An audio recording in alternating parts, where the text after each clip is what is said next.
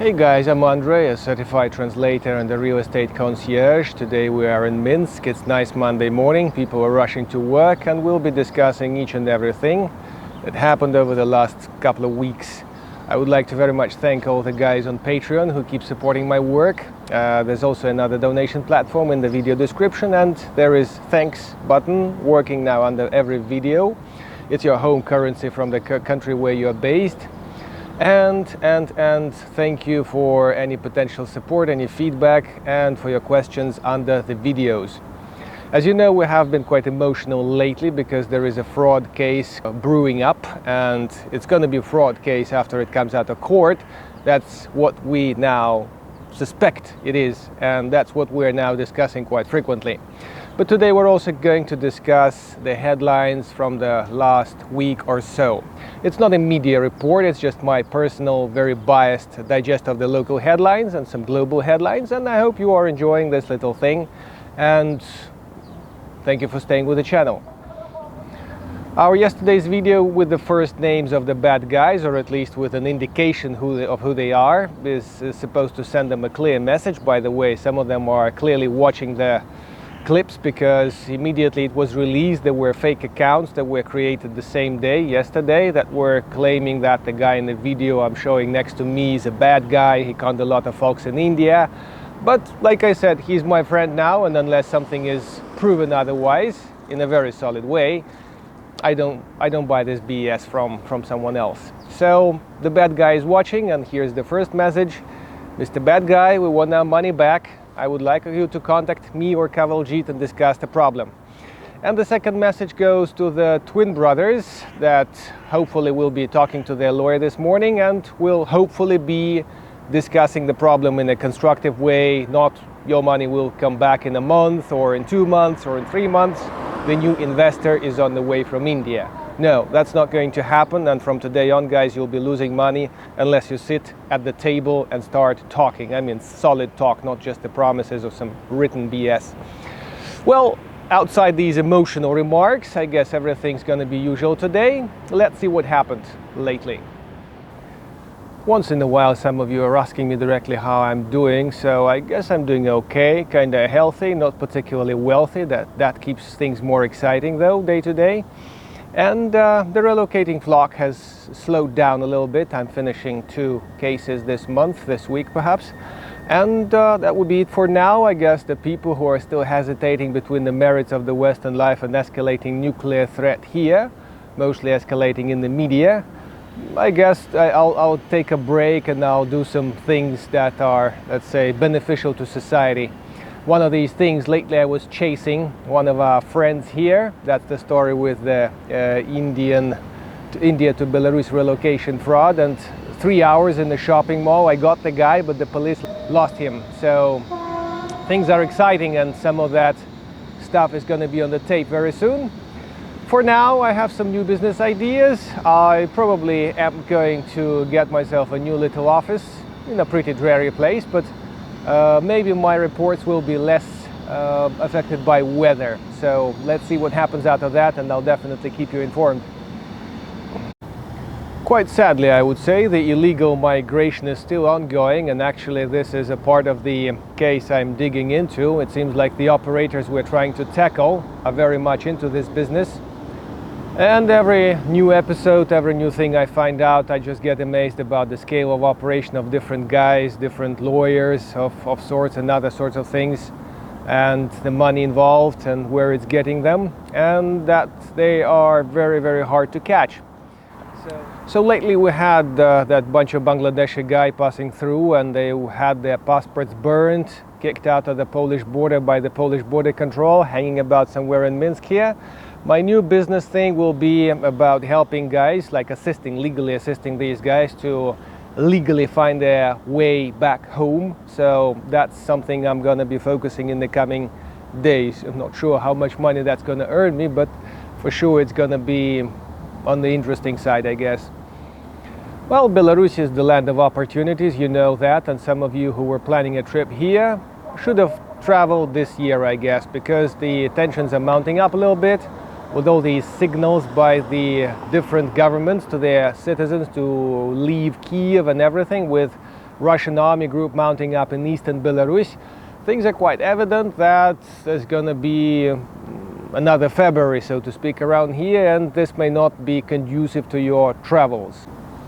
Seems like COVID doesn't exist anymore. It looks like they ran out of alphabet letters out there. You've heard of any new variations, guys? Any peaks, any whatever, any numbers of cases, any mask restrictions are there in Europe? A friend of mine just passed through Brussels and some other places next door, and they all seem to have their different COVID policies, from masks to no requirements and no checks. This is just how we're going here. No masks, no checks, no requirements. So you are coming in here, you're relaxing, but I guess such is the case in most of the countries in Europe. Gazprom has clearly indicated to the Western friends that they're not going to supply gas in the desired amounts at the desired price. There's a price ceiling, price limit that they established for gas supplies through sanctions, and still West, which on its side, in its turn, is keen to get some more gas, is asking for that from Gazprom. The negotiations didn't work out very well. It seems like in the West, utility bills are going up, and there are occasional little stirrings about that. And again, if you're in Europe, guys, tell me if it's going too bad. Electricity, heating bills, are they really too bad? From my side, I could tell you my little house 1 hour away from here is heated by 2 convectors, if that's the term, and Electrolux things, by the way, I guess they'll no longer be supplied. So the point is, the monthly bill for 300 kilowatts is 69 rubles. That's $30, I guess, less than $30. And for now, it's just not too cold, it's not negative temperatures, so for now it's okay. And it's about the same in winter, by the way. And for now, we have 1 liter of diesel, which is the most expensive type of fuel, for 2.48 rubles. You'll do conversion yourself. And for now, other things are not dramatically expensive either. The only trouble is our little nuclear station still seems to be on standby, and they still seem to try to kickstart it this year. So not sure if that's going to happen. Oh, I specifically decided to change the background so that you have suitable background for the economic news coverage. Inflation is increasing on both sides. It's a 2-digit figure here. It's not something we're not used to, so nobody really gives a damn.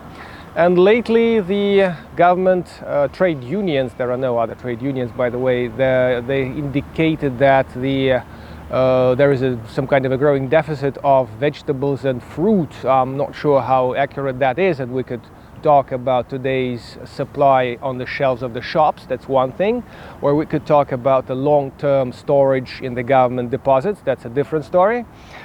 Now, you all know, since you're tracking my releases, you are all very much into Belarus and maybe Russia. You know that this is the land of wonders and land of opportunities. And the prices have been given an order to stop. Our president has issued such literal order, and there are a few guys who now reported to be in jail. So certainly a quick note about the military developments. The army group of our Russian friends is coming into eastern Belarus. Not sure which parts they'll be messing about, but they are based there. This is supposed to be a joint response to the growing threats, and the threats seem to be growing from east and west. And based on this, and out of my patriotic leanings and a few other considerations, I went to my own district office, draft office, to check if I'm eligible for training, if there's some kind of training I could enroll on. And they told me in a rather, lazy manner that the training is over for this year. And although I'm 35, I'm not exactly the juiciest conscript, so to speak, to take into retraining or whatever, which retraining occurs in cycles in Belarus, and that's a matter-of-fact thing. It's nothing extraordinary thing. Nothing happened. They just offered me a routine check, a medical check, which was also very routine and very undemanding. Although the heartbeat and blood samples were taken and checked and all this stuff. But I would say, guys, the war is very unlikely. Even Ukrainians themselves say that Belarusians literally stepping into the war seems very, very, very unlikely long-term prospect. So that's exactly my point of view. Although the generals never check with me, otherwise I'd give you more interesting content. Speaking of inflation, deficit in supplies and supplies in general, we should point out that sanctions by the West aren't quite fully working by looks of it. A lot of stuff has been sanctioned by some of the business operators I'm introduced to, I know informally. A lot of these people are saying, well, on that side people like to count cash as well, and they are frantically looking for new ways to supply their shit over here. On top of this, the brands that declared to leave Russia a few months ago are still on the way. Some of them are doing so discreetly, some of them are reopening stores and the different brands, some of them are selling their businesses with the right to buy the right to have it back. They're not exactly leaving, it's not exactly massive, and West in its sanctions is just a bit hypocritical, just like all those ideals pursued by the war by our Eastern friends.